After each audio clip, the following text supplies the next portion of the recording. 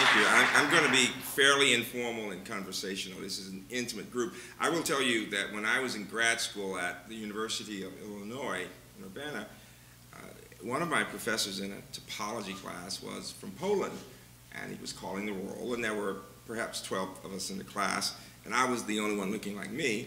And he got to the name Hrabowski, and he looked all around the room, and I kept raising my hand, and he wouldn't look at me. And finally he did it, and he said, no, Hrabowski. I said, this is America. Yeah, Hrabowski. So it's, I am he, all right? And I wasn't adopted, and you figure it out. Okay? I'm going to use an approach that may be a bit different. I say to groups all the time that many students in school, middle school, high school, college, are bored.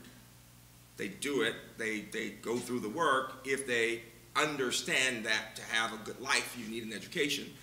But far too few students really enjoy the experience, get that lust for learning and are excited about the work. And one of the points that my campus has focused on significantly is how do we change the way we teach and learn on campus?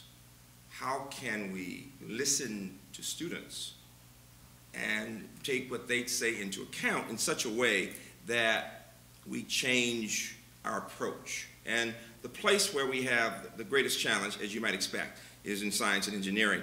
I'm going to do several things in the next half hour. I'm going to tell you a story. I'm from Birmingham. I am what you call somebody from the deep South. Baltimore is the upper South. There is a difference. One day we're like Philadelphia, the next day we're like Richmond. But in Birmingham, it's really the deep South, and stories are really important. I often start with a story about my parents. My father was born in Selma, in a rural town outside of Selma. My mother outside of Montgomery, in a little town called Wetumpka. And they were always telling stories, and my father was always saying, son, you're so lucky that you don't have to walk to school. I had to walk 5 miles to school every day. He told me that so often, I finally said, Dad, quite frankly, that's why your feet are so big. To which he responded, don't get smart with me. But my mother told a story that really forms the foundation of much of my thinking about math, believe it or not. She said that as a child, I met Ruth today to talk, and it was interesting how much we had in common. She said that my mother, I should say, was a child maid. And in that home, there was a library at a time when there was no library for children of color. And the only book my mother had in her own home was the Bible. And the woman said, when you finish your work, you can go into the room and read. And Mother did just that. And as a result, she'd take a book home, and the more she read, the better a reader she became. So much so that when her girlfriends asked her to come out and play, she sometimes would say, no, I'd rather stay in and read. They could not understand that. Why would you want to keep your nose in that book when you can come out and play? It was at that point she understood the growing distinction between herself and her girlfriends. Her girlfriends read just enough to get by, and therefore it was a painful experience, and they certainly didn't do any more than they had to. In contrast, as I said, she'd gotten into this habit, and she found that reading helped her to appreciate language and allowed her to speak in a different way, to write in interesting ways, and finally, it allowed her to dream about the possibilities of what she might do, and her dream was to become a teacher, and she did just that.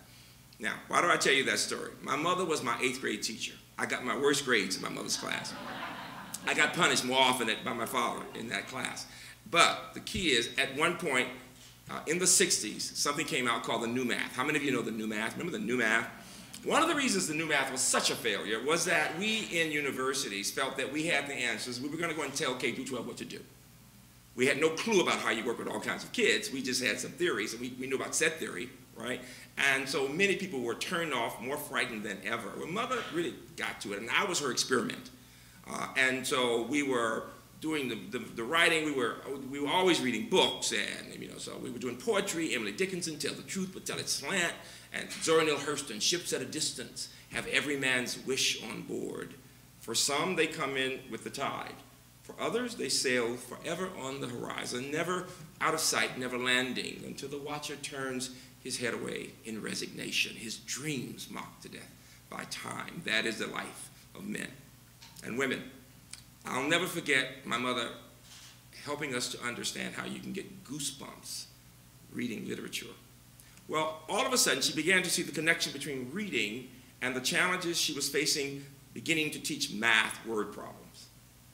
and she saw that the math teachers didn't talk enough about the verbal side of things, and the English teachers always said, I'm not a math teacher.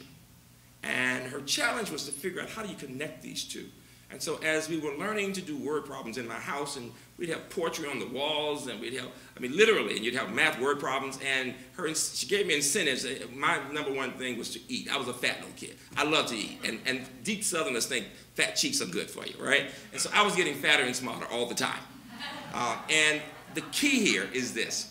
As a result of that experience, I have always understood that if you give me a child who can read well, I can teach her to solve word problems.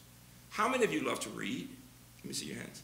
It's an American fact. It's just a fact that educated people. Now, the fact is, many of you love to read. Some of you simply know how to read, and you read some things. You don't read novels necessarily, but you can read. How many of you love mathematics? This is a fairly nerdy group. Congratulations.